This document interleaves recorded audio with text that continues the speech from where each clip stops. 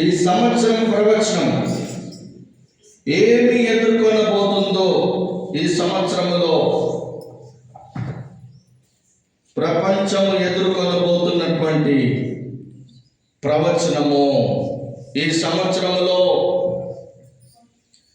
సంవత్సరము యుద్ధ సంవత్సరముగా గమనించాలి. అపవాది అయిన సాతానని లూసిఫర్ని ప్రతిదినము జయించాలి, మొదటిది. రెండవది, క్రీస్తు విరోధిని ఈ సంవత్సరములో భౌతికంగా సంఘము చూడబోతున్నది. అతన్ని జయించడానికి సంఘము సిద్ధపడాలి. మూడవది, అబద్ధ ప్రవక్తను జయించడానికి సిద్ధపడాలి. అంటే యేసు ప్రభు అని బ్లూ బీమ్ ప్రాజెక్ట్ వచ్చింది. యేసు ప్రభు లాగా మాట్లాడటము, దేవునిలాగా మాట్లాడి మోసం చేయడము, అనేక విధాలుగా అనేక పరికరాల సహాయంతో మరి దేవుడని అబద్ధపు దేవుణ్ణి సృష్టించడము, ఆ అబద్ధ ప్రవక్తలను జయించడానికి సిద్ధపడాలి. నేనే క్రీస్తు అని ఎవరైనా కానీ, ఏ మనుషుడైనా కానీ అంటే అతన్ని జయించడానికి సిద్ధపడాలి. నాలుగవది, 666 ముద్ర వచ్చినప్పుడు దాన్ని ఎదుర్కొని జయించడానికి సిద్ధపడాలి. క్రూర మృగం యొక్క సంఖ్యను జయించడానికి సిద్ధపడాలి. ఐదవది, కృత్రిమ మేధస్సును జయించడానికి, ఆర్టిఫిషియల్ ఇంటెలిజెన్స్ని జయించడానికి సిద్ధపడాలి. ఎందుకంటే ఈ ఆర్టిఫిషియల్ ఇంటెలిజెన్స్ ఎప్పుడైతే క్రీస్తు విరోధి చేతికి సంపూర్ణముగా వెళ్ళిపోతుందో, ఈ కృత్రిమ మేధస్సు, ఆర్టిఫిషియల్ ఇంటెలిజెన్స్ మనుషులతో యుద్ధం చేయడం మొదలు పెడతాయి. అది సంవత్సరములో ఎదుర్కొనబోతున్నది ప్రపంచము. ఆరవది, గ్రహాంతర వాసులు ఈ సంవత్సరంలో యుద్ధం చేస్తారు. వారిని ఎదుర్కొని జయించడానికి సిద్ధపడాలి సంఘము. ఏడవది, మూడో ప్రపంచ యుద్ధము ఈ సంవత్సరంలో ఉన్నది. జనం మీదికి జనము, రాజ్యం మీదికి రాజ్యము, దేశాలు దెబ్బలాడుకుంటాయి. మరి భయంకరమైన కరువు ఏర్పడుతుంది. కాబట్టి నిన్ను, నీ కుటుంబాన్ని పోషించుకోవడానికి దేవుని సహాయం కోసం సిద్ధపడాలి భయంకరమైన కరువు వచ్చినప్పుడు. ఎనిమిదవది, మూడో దేవాలయం, యూదుల యొక్క మూడో దేవాలయం ఈ సంవత్సరంలో సంపూర్తి చేయబడుతున్నది.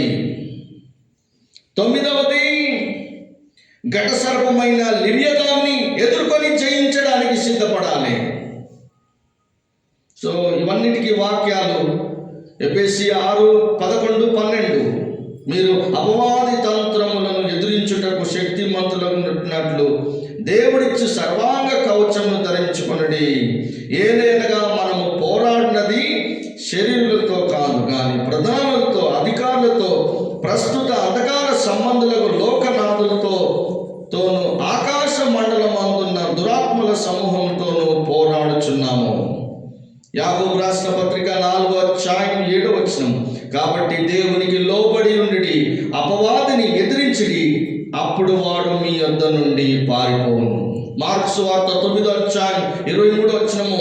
అందుకు యేసు, నమ్ముట నీ వలనైతే నమ్మువానికి సమస్తము సాధ్యము.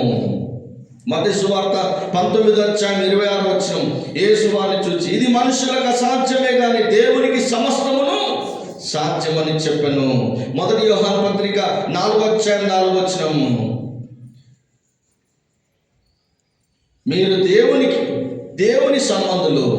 మీలో ఉన్నవాడు లోకములో ఉన్నవాని కంటే గొప్పవాడు. నాలో ఉన్న యేసు సాతాను కంటే, వాని సమూహం కంటే, ఘటసర్పమైన లివియదాను కంటే గొప్పవాడు. కాబట్టి ఈ వీడియో వాచ్ చేస్తున్న వారు మీరు సబ్స్క్రైబ్ చేయమని, లైకులు చేయమని నేను పంపించట్లేదు. నాకు యూట్యూబ్ నుంచి డబ్బులు అవసరం లేదు. నాకు ఇది మీరు అందరికీ షేర్ చేయండి. ఇది ప్రవచనము. ఈ సంవత్సరము యుద్ధ సంవత్సరము. ప్రతిదీ ఎదుర్కొని జయించాలి. నా మటుకు నేను అపవాదిని జయించడానికి సిద్ధపడుతున్నాను. నా మటుకు నేను క్రీస్తు విరోధిని ఎదుర్కొని జయించడానికి సిద్ధపడుతున్నాను. నా మటుకు నేను అబద్ధ ప్రవక్తను జయించడానికి సిద్ధపడుతున్నాను. నా మటుకు నేను క్రూర మృగం యొక్క సంఖ్య 666ని ఎదుర్కొని జయించడానికి సిద్ధపడుతున్నాను.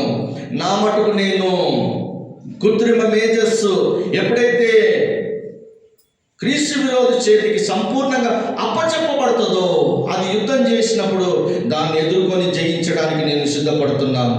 నా మటుకు నేను గ్రహాంతరవాసుని ఎదుర్కొని జయించడానికి సిద్ధపడుతున్నాను.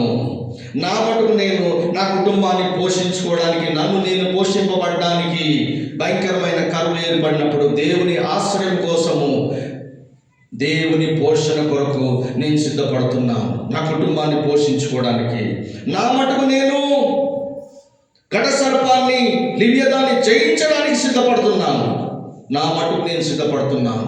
ఇది దేవుని వాక్కు కాబట్టి మరి నీ మటుకు నీవు సిద్ధపడవు. ఇదే యెహోవా వాక్కు.